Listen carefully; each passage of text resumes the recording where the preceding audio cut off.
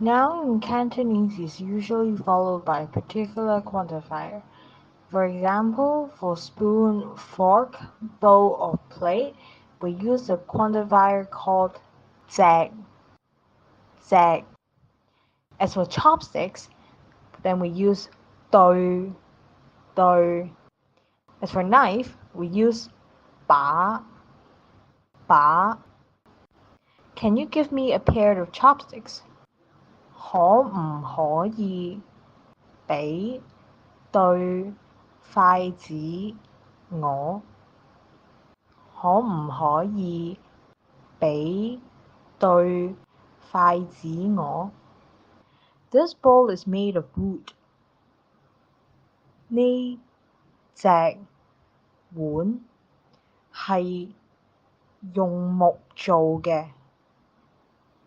呢隻碗係用木做嘅。